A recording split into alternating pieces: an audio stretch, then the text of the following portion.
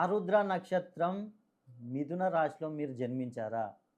అలా జన్మించిన వారికి ఈ 2026 పరభవనామ సంవత్సరంలో అద్భుతంగా ఉండబోతుంది. ఆల్రెడీ మీకు ఇప్పటికే చాలా అద్భుతంగా ఉంది. జూన్ 2 తర్వాత ఇంకా మీరు అనుకున్న సమస్యలు ఏ సమస్యలున్నా గూడా మొత్తం తీరనున్నాయి. ఎందుకంటే ఈ ఆరుద్ర నక్షత్రంలో ఆ పరమశివుడే జన్మించాడు.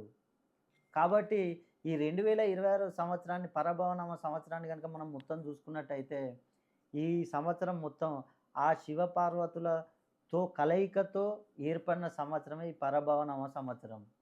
కాబట్టి మీరు గనక ఆరుద్ర నక్షత్రంలో పుట్టి మిథున రాశిలో గనక జన్మించి ఉన్నట్లయితే, మీకు ఏ విషయంలో చూసుకున్నా ఉద్యోగం, వ్యాపారం, సంతానం, విదేశీ ప్రయాణం ఇలా ఏ విషయంలో చూసుకున్నా గూడా మీకు అద్భుతాలు జరగబోతున్నాయి. మీరు గనక మిథున రాశిలో జన్మించి ఆరుద్ర నక్షత్రంలో పుట్టినట్టయితే, మీకు గనుక ఏమన్నా సమస్యలుంటే ఒక్కసారి మీ డేట్ ఆఫ్ బర్త్ నాకు పంపించండి.